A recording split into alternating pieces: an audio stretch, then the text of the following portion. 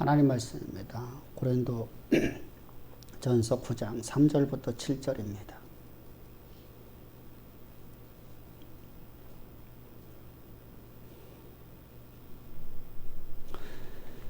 고린도 전서 9장 3절부터 7절입니다. 고린도 전서 9장 3절부터 7절입니다.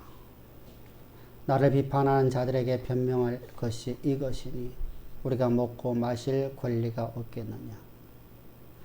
우리가 다른 사도들과 주의 형제들과 게바와 같이 믿음에 자매된 아내를 데리고 다닐 권리가 없겠느냐. 어찌 나와 바나바만 일하지 아니할 권리가 없겠느냐. 누가 자기 비용으로 군복무를 하지 않겠느냐. 누가 포도로를 심고 그 열매를 먹지 않겠느냐. 누가 양떼를 기르고 그 양떼의 젖을 먹지 않겠느냐. 바울은 하나님으로부터 택함받은 하나님의 복음을 위해서 이방의 복음을 증거하는 자로 하나님 그를 태초 이전부터 계획하셨고 그를 이 역사의 무대 가운데서 복음을 증거하는 자로 하나님이 이 땅에 보내주셨습니다. 그래서 이 땅에서 그 어미의 태에서 출생한 그에게 그 복음의 사명을 맡기려고 주님은 바울을 찾아오셔서 바울을 그리스도의 십자가의 구속의 은총을 통해서 구속하셔서 하나님의 거룩한 백성이요 하나님의 일꾼으로 그를 택해 주셨습니다. 그리고 십자가의 그 희생을 통해서 하나님의 자녀가 되었습니다. 그래서 바울은 항상 그런 말을 합니다. 나는 그리스도와 함께 십자가에 못 박혀 죽고 내가 오늘 산 것은 내가 산 것이나 내 안에 그리스도만 살아있는 하나님의 일꾼이라는 겁니다. 하나님의 종이라는 겁니다. 그래서 바울은 모든 서신의 서두에서 그는 이렇게 말하면 나는 그리스도의 종이다. 또는 그리스도의 일꾼이다 이렇게 표현을 합니다. 일꾼하고 종이라는 개념은 다릅니다.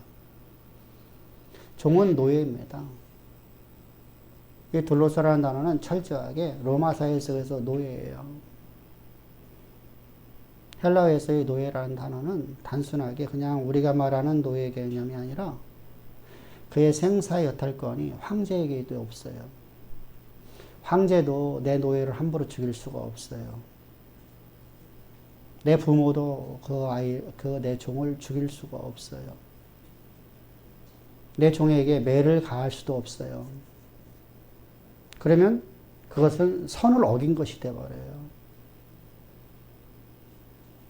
그래서 그의 모든 생사혈탈권이 오직 종의 주인에게만 있는 존재가 바로 노예입니다. 노예는 철저하게 주인의 원함을 따라만 살아가는 존재예요. 내가 생각하기에 선해 보이고 이것이 내가 보기에 더 좋아 보이는 것을 따라 살아가는 것이 아니라 철저하게 주인의 의중대로 주인의 의도대로만 살아가는 존재가 바로 노예라는 개념입니다. 난 그때 일꾼이라고 할 때 이때에 쓰여지는 것은 그런 의미가 아니에요. 이것은 바울이 나는 그리스도의 노예다. 나는 그리스도의 종된 나 바울이지만은 나는 세상 중에 가장 존귀한 자라는 것이죠. 어떤 근데 존귀 아니야. 내가 신의 소생이라는 겁니다. 하나님 나라의 일을 맡은 집사라는 거예요. 모든 자들보다 가장 존귀한 자로 하나님 나를 택해 주셨다는 거예요. 그래서 바울은 두 가지를 항상 가지고 있어요. 그래서 바울은 모든 서신서마다 우리 지난 시간에 봤다시피 서두에서 이렇게 고백을 합니다. 예수 그리스도의 종 바울은 사도로 부르심을 받아 하나님의 복음을 위하여 택정함을 입었으니 이 복음은 내가 만들어 놓은 것이 아니라는 거예요. 내가 지금 너에게 전하고 있는 이 복음이 사람에 의해서 만들어진 것이 아니라는 거예요. 사람들이 보기에 선해 보이는 어떤 교리를 만든 것이 아니라는 거예요. 이 복음은 하나님이 선지자를 통해서 그 아들에 관해서 미리 성경에 약속하신 것이다. 그래서 복음의 기원이 어디 있냐는 것이죠. 복음의 기원이 하나님으로부터 있다는 거예요. 하나님으로부터 왔다는 거예요. 그리고 내가 이 복음을 증거하는 자로 내가 택함 받았는데 하나님이 종된 것이 내가 원해서 된 것이 아니라는 거예요. 하나님이 나를 택해 주셨다는 거예요. 창세전부터 하나님은 나를 향한 계획하심을 가지시고 나를 창세전에 하나님이 나를 택하셨다는 거예요. 다시 말하면 지금 상황이 이렇게 바뀌었으니까 즉흥적으로다가 이걸 땜빵하기 위해서 소 잃고 외양간을 거치기 위해서 나를 부르신 것이 아니라는 거예요. 내가 역사의 무대 현재 이 시대 속에 내가 태어나고 내가 이 시대 속에서 내가 지금 하나님의 종의 생활하는 것이 내가 원해 되는 게 아니라는 거예요. 하나님이 나를 그렇게 만드셨다는 거예요. 이런 나를 하나님이 내게 이 직분을 주고 나로 하여금 하나님의 일꾼을 삼기 위해서 하나님의 종 삼기 위해서 하나님의 영광이 역사 무대가로 드러내는 가장 아름답고 복된 인생 만들기 위해서 하나님은 그 하나님의 영원하신 뜻을 역사 가운데 그대로 실현시키기 위해서 나를 그리스도와 함께 완전히 연합시키셔서 세례 요한이라는 대제사장인 세례 요한이 예수님 머리에 안수할 적에 우리도 모두 다 그와 함께 세례받은 자가 되었다는 겁니다. 그때 나 바울도 함께 예수와 세례받았다는 거예요. 사실 여러분 이때 바울은 여러분 예수님을 알지 못했었어요. 예수님을 만난 적도 없어요. 예수님 공생의 기간은 어떻게 바울하고 한 번도 상황이 같이 한번 같은 시대 속에서 사시는 분명히 예수님이 사역을 하셨는데 바울과 예수님과는 만난 적이 한 번도 없어요. 더군다나 사내들인 고개원인데도 만난 적이 없어요. 참 묘한 상황이었었죠. 근데 예수님의 세례 받을 적에 나도 그와 함께 세례를 받았고 누구 때문에? 세례 요한이라는 제사장 요한이 안에 모든 인류가 다 들어있기 때문이죠. 그 인류의 대표자이기 때문입니다. 그래서 난 예수님께서 십자가 못 박혀 죽을 적에 나도 예수와 함께 십자가 못 박혀 죽고 그와 함께 내가 장사되어서 나는 완전히 제거되어졌고 예수님의 부활과 함께 내가 새로운 새 생명으로 거듭났다는 겁니다. 이건 새로운 새 생명이 되었다는 겁니다. 이제 나는 육체 가운데 사는 것은 내가 산 것이 아니라 내 안에 그리스도만 살아있다는 겁니다. 그렇다면 나는 내 의지대로 살아가는 게 아니라 내 의지대로 지금 내가 복음을 증거하고 내 의지대로 하는 것이 아니라 나는 그리스도의 종되었다는 것이죠. 그럼 내 사상을 전한 것이 아니라 하나님으로부터 받은 복음을 내가 너에게 전하노라 이렇게 말하는 겁니다.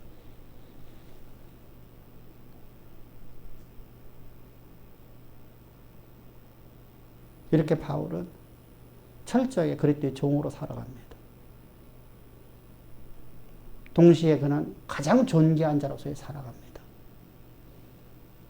존귀한 자로서 하나님의 권세와 권능을 다 가진 존재로서 하나님께 버금가는 능력이 내 안에 존재하기 때문에 나는 하나님 나에게 맡긴 일을 다 할 수 있는 자로 나는 살아갑니다. 그래서 그는 항상 온유한 삶을 살아가요. 철저하게 하나님만 의지하면서.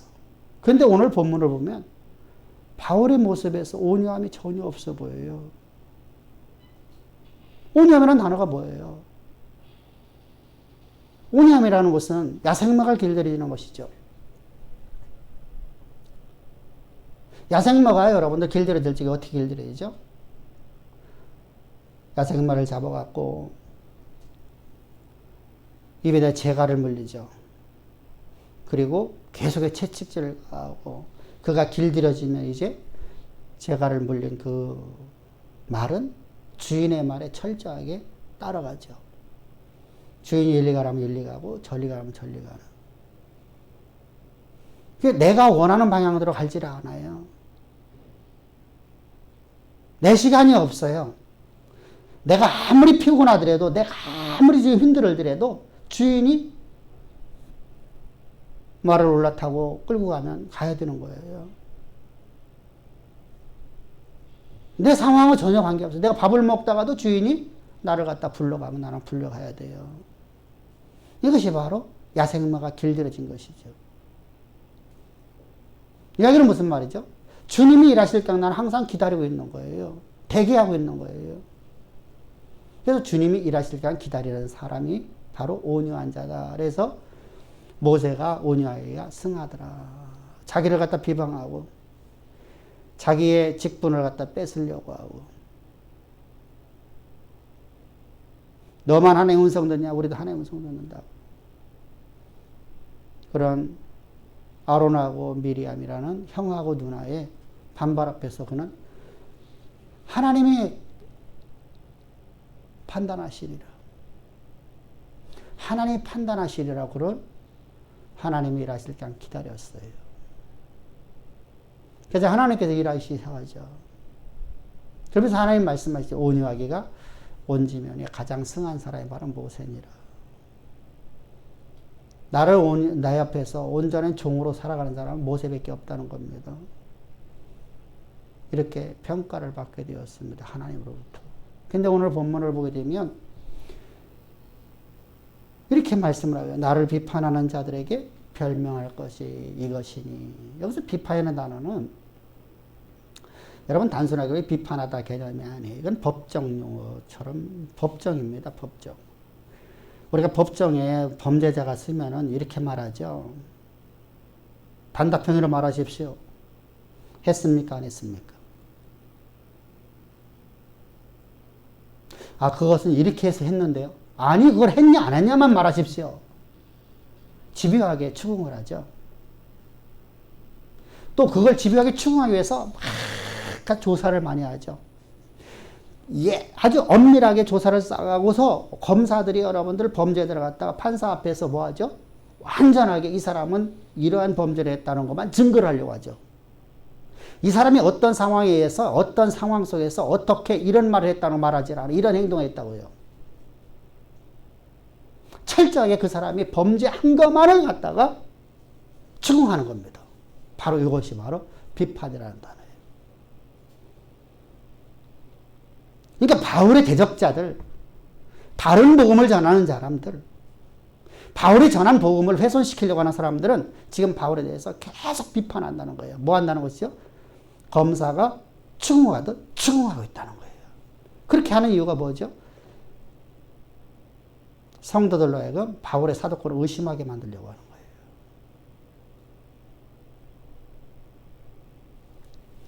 아유, 거기 목사 안수 받았나 안 받나 모르겠어. 아유, 거기 아닌 것 같아. 예수님으로부터. 여러분, 그래서 우리가 지난 시간에 우리가 말씀 나눌 적에 예수님의 사도 직분을 받은 사람의 세 가지 조건을 충족시켜야 된다는 거예요. 그 누가 만들었어요? 당시 바울의 대적자들이. 첫 번째는 뭐예요? 예수님보다 직접, 예수님의 공생기간 동안에 예수님보다 직접 위임, 사도라는 위임을 받고 그에게 사사를 받은, 복음을 가르침 받은 사람이 바로 사도다라는 겁니다. 근데 바울은 아니에요. 바울은 예수님의 공생기간 한번 만난 적이 없어요. 근데 바울은 말하죠. 나도 사도다 말하면서 내가 항상 말하는 거 뭐죠? 나는 다메섹에서 예수를 직접 만났다. 그럼 뭐라고 하죠? 그건 네 생각이고. 그 증거 있어?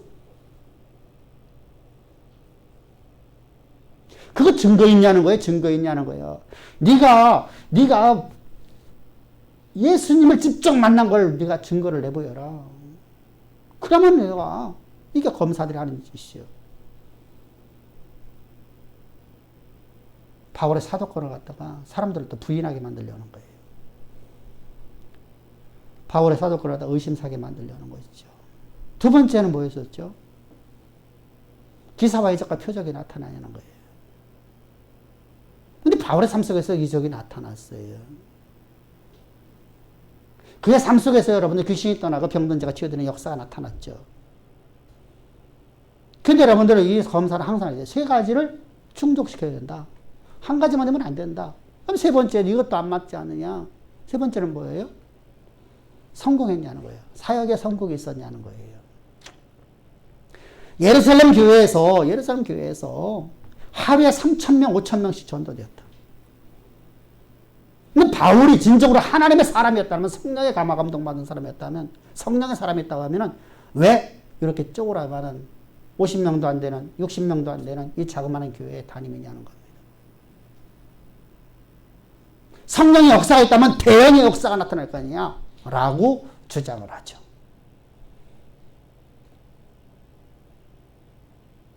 어떻게 보면 여러분, 우리가 사도행전 2장의 사건이 우리 여러분 볼 적에 대부분의 역사처럼 보여져요. 그런 역사가 나타나야만 초대교회처럼. 그래서 오늘날도 여러분 많은 사람들이 뭐라고 하죠? 작은 교회를 향해서 거기는 하나님이 없는 교회야. 우리 교회는 크니까 하나님의 영광이 있어. 우리 교회는 크니까 많은 사람이 모이니까 우리 교회는 대형 교회야. 우리 교회는 하나님의 성령이 충만한 교회야. 라고 말을 합니다. 근데 여러분들 잘 알아야 돼요. 지금 여기는 고린도고 바울이 사역했던 모든 지역은 다 이방 땅이에요. 근데 여러분 놀랍지 않아요? 예루살렘 교회 하루에 3,000명, 5,000명씩 매일마다 했다면 여러분 기독교인들 예루살렘 사람들은 전부 다 예수 믿었었는데 여러분들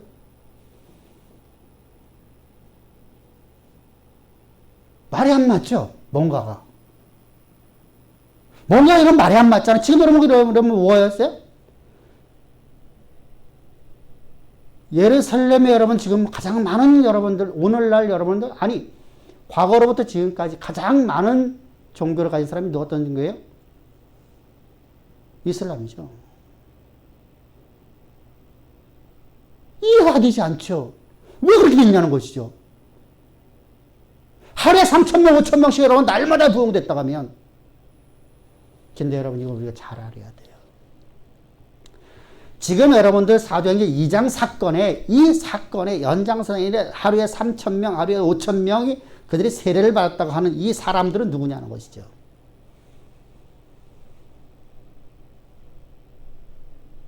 이들은요, 하나님을 사모하는 자들이에요.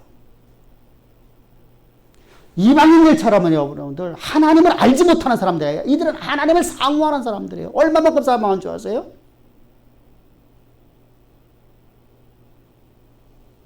(4,000km) (5,000km의) 먼 거리를 몇 달 동안 여러분들 와서 6월절 절기를 지키고 50일 동안 절기를 지키기 위해서 이들은 집으로 가지 않고 지금 예루살렘에 머물러서 하나님 앞에 축제 예배를 드리고 있는 사람들이에요.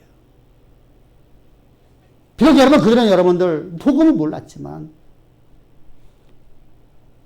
이 사람들은 하나님을 사모해서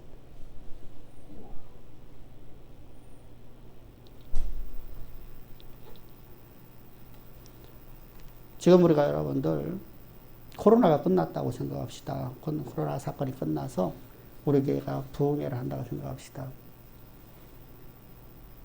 부흥회를 우리 교회에서 하지 않고 저쪽 안영리나 이쪽에 있는 수련원을 빌려가고 우리 부흥회를 한다고 합시다.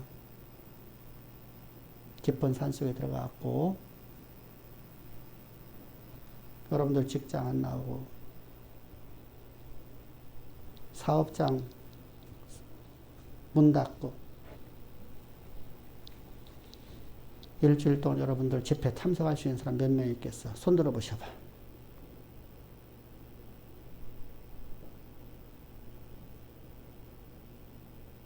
나는 그때를 맞춰서 휴가를 맞을 거고 나는 그때 난 사업장 문 닫겠습니다. 라는 사람 손 들어 보셔봐.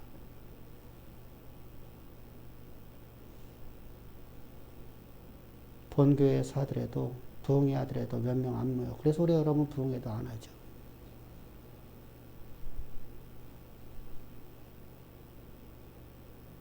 근데 이 사람들은 얼마나 여호와를 사모한 사람들인 줄 아세요? 바벨론부터 마게도니아로부터 로마로부터 수천 킬로가 떨어진 그곳에서 절기를 지키려고 그들은 여러분들 예루살렘에 모인 사람들이에요. 하나님 앞에 예배드리려고. 그렇게 모여든 사람들이 몇백만 명이 모였습니다. 그들이 그곳에 와서 보니까 예수라는 이단이 있어요. 예수라고 하는 이단이라는 나사렛 예수라는 사람이 있는데 이 사람이 자기가 하나님의 아들이래요. 이들에게서는 유일신 사상을 갖고 있기 때문에 하나님은 한 분만이어야 돼요. 근데 예수님의 아들, 하나님의 아들이라고 하는 예수는 말 하나님이 되기 때문에 신성을 모독한 거예요. 그래서 예수를 십자가에 못 박으라고 죽이라고 그랬습니다. 누가요? 이 사람들이.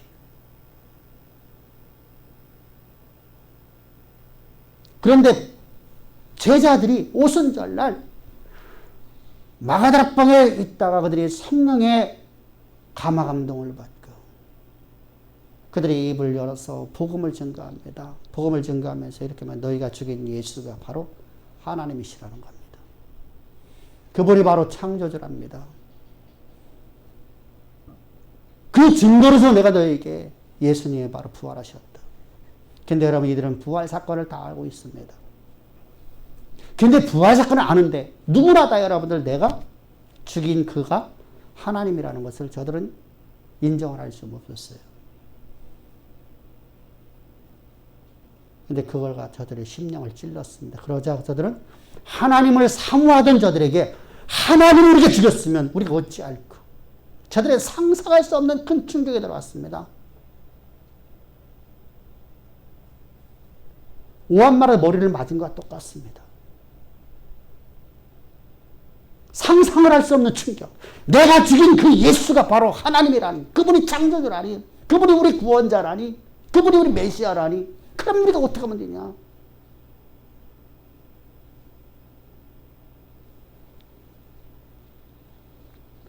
그들이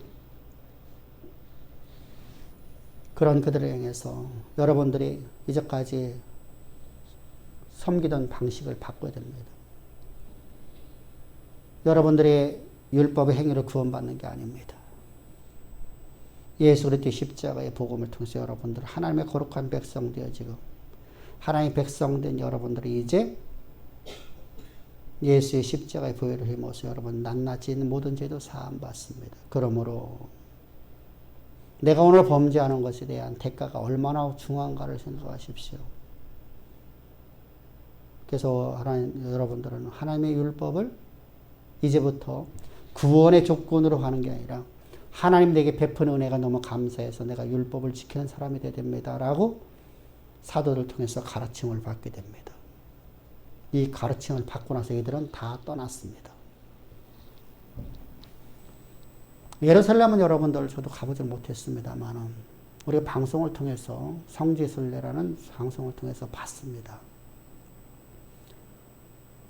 예루살렘에 여러분은 광장이 없어요. 광장은 성전에만 있습니다.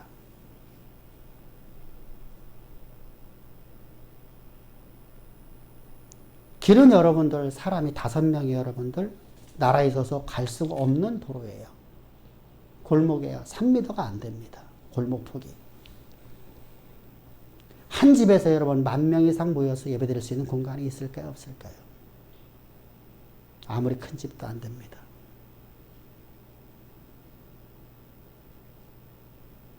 이들은 여러분들 바울을 통해서 베드로를 통해서 복음을 듣고 이들은 전부 다 자기들의 집으로 돌아갔습니다.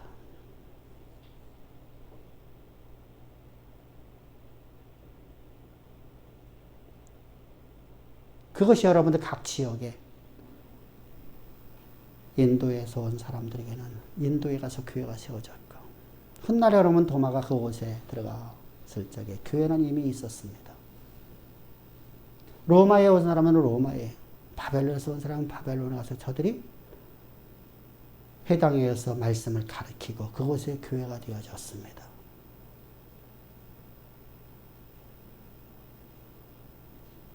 여러분들. 근데 바울이 전하는 복음, 바울이 전하는 것은 그렇지가 않아요. 근데 여러분 놀랍지 않아요? 로마에 교회 가서 교회를 세우고 인도에 가서 교회를 세우는데 그곳에 교회를 세우고 그들은 그곳에 순교를 당하고 그곳에서 핍박과 환난을 당하고 예루살렘에 일어났던 부흥의 역사는 하나님을 사모하는 사람들이 모인 곳이에요. 그걸 갖다가 이방에다가 갖다가 집어넣어 갖고 말하는 것은 잘못된 신학을 가진 사람들이에요.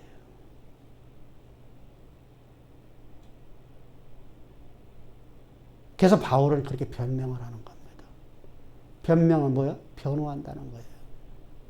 저들이 조목조목 따져갖고 나에 대해서 계속 말하니까 나는 너에게 난 변호하겠다. 나를 변호하겠다. 난 그럴 종이다. 근데 여러분 여기서 우리가 중요한 게죠. 바울은 온유한 사람이었어요. 근데 온유한 모습이 아니잖아요. 온유함이라고 하면 하나님이 그냥 기다려야 돼요. 그래, 니네들이 어떤 말을 난 하나님이 하실 때 하나님이 평가하실 때는 가만히 있을 거야. 이렇게 있어야 돼요. 근데 바울은 거기서 변호하는데 이 변호가 싸움을 하는 거거든요. 싸움을. 저들하고 싸움을 하는 거예요. 얼마만큼 싸움이 컸느냐. 상상을 할 수 없어요. 우리가 갈라디아서 1장을 보게 되면 갈라디아서 1장에서 바울이 이렇게 말하고 있죠. 우리나 혹은 하늘로부터 온 천사라도 우리가 너에게 전한 복음에 다른 복음을 전하면 다 저주를 받을지어다. 여기 다른이라는 단어가 헤테론이라는 단어인데요. 이 헤테론이라는 단어는 다르다라는 개념이 그런 개념이 아니에요. 이 바울이 말하고자 하는 것은 어떤 말이냐면요. 에테론 유앙겔리온이라는 단어를 사용하고 있는데 다른 복음이라고 하면 이건 뭐 어떤 말이냐면 이런 얘기예요. 복음인 것처럼 위장을 하고 있는, 치장하고 있는 거짓된 교리라는 뜻이에요. 여러분들 예수 그 바로 여러분 구원을 받습니다면서 예수의 십자가의 도가 없이 예수라는 이름만 믿으면 여러분 구원 받습니다. 라면서 복음을 위장한 치장한 가짜예요.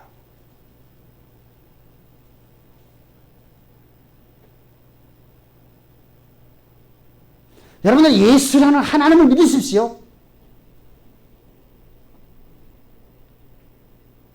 여러분들 성령이 여러분들 오늘 함께 하니까 성령 안에서 여러분 구하십시오. 성령이 여러분들의 삶을 인도하십니다. 여러분들이 예수 믿었으니까 성령 여러분 함께 하십니다. 여러분 성령 받아야 됩니다. 성령 받고 여러분 기도하십시오. 전부 다 예수라는 이름을 치장에다 갖다 집어넣은 거예요. 화장품만 써버린 거예요. 화장품만. 우리가 결혼할 적에 여자가 가장 이쁠 때가 언제예요?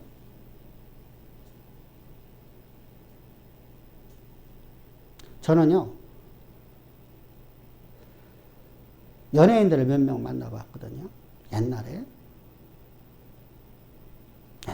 제가 목회하기 전에 연예인들을 몇 명, 여자 가수들이나 이런 분을 몇 명을 만났었어요. 우리 나이 또래입니다. 진짜 TV에 나오는 여자 보면 너무너무 이쁜 거야. 근데 실물은 안 그렇거든요. 얼굴에 꼼보 같은 게 푹 들어간 폐연대도 있고, 기미도 껴있고. 근데 TV에 나오는 여자들 보면 너무너무 이쁜 거예요. 치장으로 어떻게 했어요? 화장으로다가 완전히 다 가렸죠. 그래서 신부 화장했을 적에 모습하고 그냥 집에서 화장했을 때 모습은 다르죠. 치장을 했다, 치장. 복음이라는 거 갖고 분을 받았어요, 복음. 그 복음이 내 생명이 되지 못하고 그냥 하나의 발로만 놓고 나는 바로 진리야 라고 거짓을 말하자는 거예요. 이것이 바로 다른 복음이라는 뜻입니다. 이것을 전하는 자들은, 이런 행동하는 자들은 다 저주를 받을지어다. 이 저주라는 단어는 동물을 향해서 쓸모없는 것을 죽여버리는 거예요. 오늘 우리는 여러분들 그냥 우리가 동물의 세계를 보면 어떻죠? 불구로 태어난 동물은요, 부모가 버려버리죠. 어미가 버려버려요. 절대로 젖을 안 먹여요. 발로 차버려요. 발로 차버려요. 절대로 젖을 안 먹여요. 저는 그런 강아지를 키워봤기 때문에 알죠. 그런 강아지를 제가 받아봤고요. 그럼 어떡하죠? 주인이 계속해서 젖을 먹여줘야 돼요. 그래야지 그 살아날 수 있어요. 발로 차버려서 안 먹여요. 새끼를 낳았으면 새끼에게 뭐죠? 태반을 갖다 잘라주고 그걸 핥아줘갖고 체온을 높여줘야 되는데 물기를 닦아줘야 되는데 안 건드려요. 버려버려요. 이렇게 버림받는 것. 이게 바로 저주라는 단어예요. 다른 복음을 전하는 자, 이 위장된 복음이 아닌 것인데 복음으로 위장한 이 복음을 전한 거짓된 진리를 가진 자들은 이걸 전하는 자는 다 쓸모없는 버림받은 자들이라는 겁니다. 이건 어마어마한 말이거든요. 사람은요, 죽음만큼 두려운 게 없거든요, 사실은요. 우리가 진리를 모르면 죽음이라는 건 되게 고통스럽고 죽음이라는 거. 그래서 여러분 죽음은 두렵고요. 근데 죽음을 보지 않고 살기 때문에 우리는 여러분들 지금 우리가 행복하게 사는 거예요. 그런데 날마다 내가 죽음을 보면 여러분 죽음을 보는 사람들하면 행복하지가 못하죠. 항상 두려움이 떨게 생기죠. 어제 저녁 때 저녁을 먹는데 무슨 얘기를 하다가 저보고 그래요. 우리 딸내미들이 하는 얘기가 아빠는 나이가 앞으로 10년 지나도 피부가 똑같을 것 같대요. 그래서 세상에 그런 게 어딨냐. 나도 몇 년만 지나면은 나도 쭈글쭈글해지고 검버섯도 피고 이제 늙어서 나도 죽는 것이다. 그런데 우리는요 항상 내 부모가 똑같은 상황이 있을 거라고 생각을 해요. 죽음을 안 봐요. 그래서 여러분 우리 부모를 보면서 죽음을 내일 모레 우리 엄마 아버지 몇 년 안 남았어 하면 오늘 여러분 내가 엄마가 뭐라고 한마디 했다고 해서 틈만 줄까요? 너희 내가 알지 못하면서 바로 그런 걸 했어. 아빠가 뭘 알지 못하면서 그런 얘기하고 이런 말 하겠냐고요. 아니죠. 사람은 죽음을 보고 살지를 않아요. 이것이 바로 하나님이 인간을 지으시는 하나님의 방법이에요. 하나님의 목적대로 살아가는 것입니다. 그런데 다른 복음을 전하는 이 죽음이 있다는 겁니다. 영원한 사망 가운데 들어간다는 겁니다. 쓸모없는 하나님 나라 쓸모없어서 버림받아 죽는다는 겁니다. 엄청난 말이죠. 나는 일생 동안 하나님을 내가 사랑하고 하나님을 갖다 경배하고 하나님을 위해서 내가 열심히 내가 복음을 증거한다고 생각하는데 내가 지금 잘못된 걸 나는 그걸 내가 알지를 못하고 나는 내가 알고 있는 진리를 전한다고 했는데 이 복음이 아닌 것을 전한 자는 다 하나님께 버림받는다. 이것이 바로 바울이에요. 그럼 여러분 우리가 여기서 바울이 복음을 전거한다고 하면서 왜 이렇게 강경하게 할까? 이게 과연 온유한 모습일까? 그래서 우리가 온유함에 대한 오해를 풀어야 돼요. 온유는요, 분명히 나를 향한 하나님의 영원하신 계획하심 앞에서는 뭐 해야 돼요? 온유해야 돼요. 어떻게 온유해야 돼? 하나님이 나를 향한 계획하심을 나는 그 약속을 믿고 하나님이 일하실 때가 오늘 내게 맡겨진 일에 충성을 다하면서 기다리는 거예요. 이게 온유함의 뜻이에요. 그러나 복음을 전함에 있어서는 여호와의 분노를 가진 것이 온유함이에요. 여호와의 분노를 품어야 돼요. 우리가 그러죠. 도끼를 품은 사람한테는 못하는 게 없다고요. 세상에서도 도끼를 품으면 이 도끼가 품에 있는데 이 도끼가 나로부터 오는 것이 아니라 하나님으로부터 오는 도끼를 품어야 돼요. 분노. 왜 그렇습니까? 교회 공동체가 하나님의 당신의 십자가의 피값을 세운 교회 공동체가 거짓된 잘못된 이단사설 적그리스도로 말미암아서 다른 복음을, 이질적인 복음, 거짓된 교리를 가르치는 말미암아서 이 십자가의 이 진리의 복음이 뭐로 빠져버려요? 종교적 교리로 가버려서 우리를 구원할 능력을 상실하게 만들어버려요.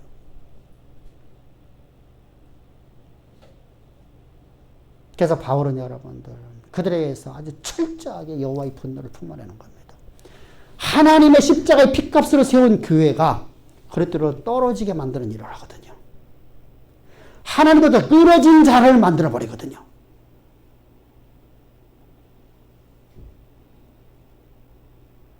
뭐하러 여러분들 그렇게 애써가면서, 여러분들 제가 성경 공부를 안 한다고 여러분들이 헌신 안 하고 성경 공부를 시킨다고 헌신 안 해요. 왜 여러분들 교리서 그 딱딱한 책을 여러분들이 가르치려고 할까요? 조직신학을 왜 가르치려고 할까요? 왜 구원이란 무엇인가?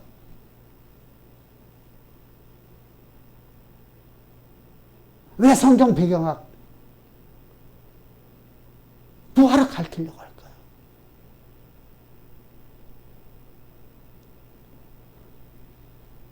이것을 안 가르쳐 놓으면 거짓된 다른 복음에 여러분들이 현혹되어서 그것에 빨려 들어가기 때문에요.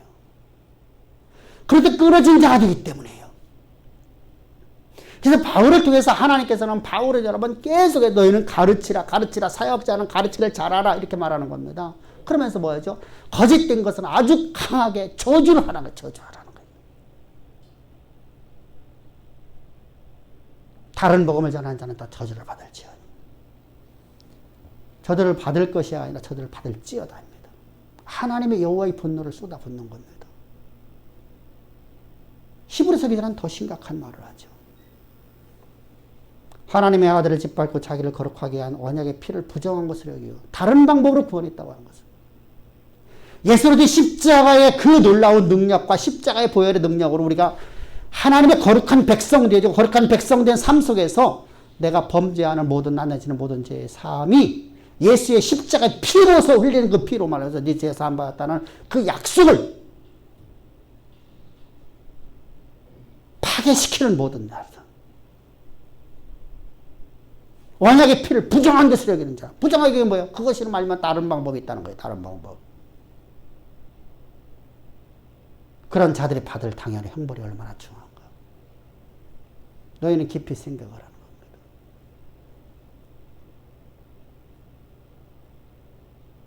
바울은 자기 자신을 변호하는 게 아니에요. 이 복음이 훼손되기 때문에. 바울의 사도권이 지금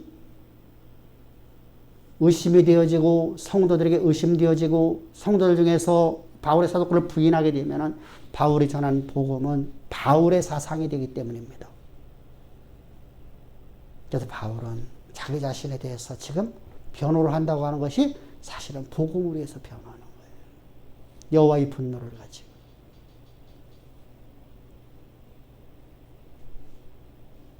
이것이 바로 여호와를 경외하는 자입니다.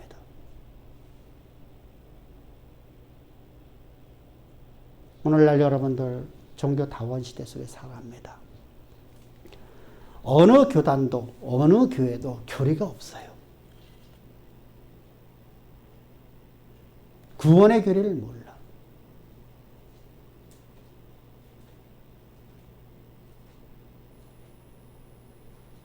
참 답답하죠. 그 어떤 사람이 하나님도 까불면 나한테 죽어 라고 해도 그거에 대해서 아무런 분노가 없어요.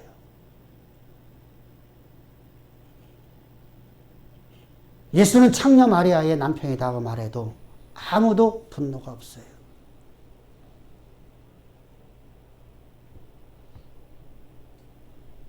그냥 그들은 그들이고 나는 나야. 분노가 없으니까 진리를 가르치려고 하네요. 그것이 여러분들 잘못된 것이라고. 그것은 잘못된 이단 사설이라고. 아니 그들은 적그리스도라고. 당당하게 말하며 성도들에게 복음을 가르쳐야 되는데 들으려는 자도 없지만 전하는 자도 없어요.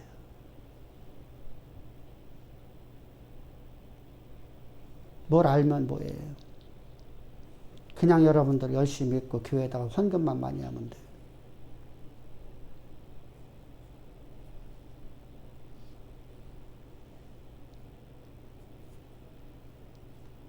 여호와의 분노가 사라진 시대. 종교다원적인 시대.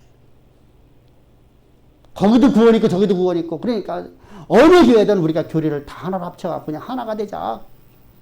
교리는 말하지 말자는 겁니다. 교리는 말하지 말고 복음은 얘기하지 말고 그냥 교회가 공동체에서 우리가 하나 연합체를 만들자.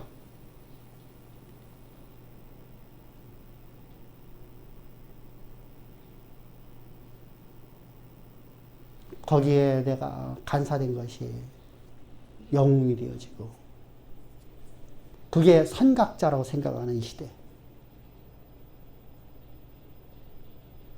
이런 시대에 살아가는 우리에게 있어서 여호와의 분노는 복음을 증거할 수 있는 유일한 원동력입니다. 힘이란 말입니다. 우리 온유한 자가 되십시다. 하나님이 이런 자를 찾으시는 겁니다. 하나님이 이러한 자들을 찾으시는 거예요. 왜? 우리를 통해서 하나님의 영광이 드러나는 인생 삼으려는 것은 오직 여호와 이름을 위해서예요. 우리를 구원한 구원자의 이름을 위해서. 그분의 이름이 땅끝까지 증거되어지는 것이 우리가 봐야 될 사명이에요.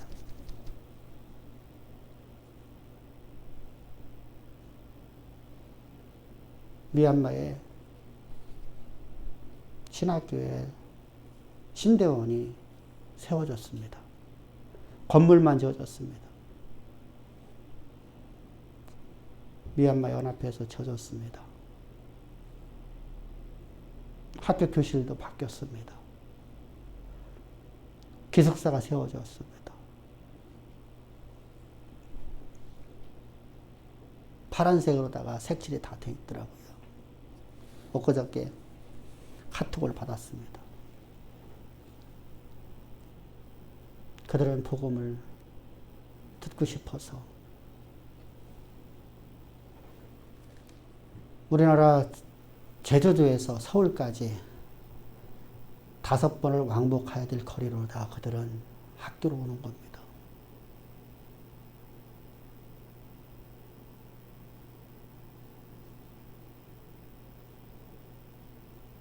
안곤에서 그렇게 멀어요.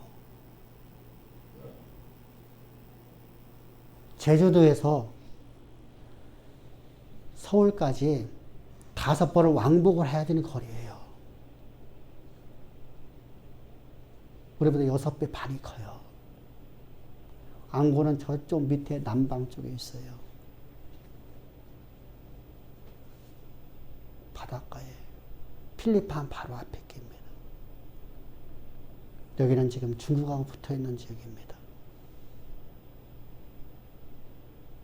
이들은 하나님을 좀 더 알고 싶다고 자기들이 그걸 못 가르친다고 자기들을 모른다고 우리 신학교에다가 기숙사를 져놓고 그들이 오겠답니다. 신학교 4년을 공부하고 나면 이거에 3년 동안 공부를 해야 됩니다. 기숙학교에서 산속에서 우리는 어떻습니까? 이것이 바로 여호와를 경외하는 자들이고 온유한 자들입니다. 우리 그런 온유한 자가 되십시다.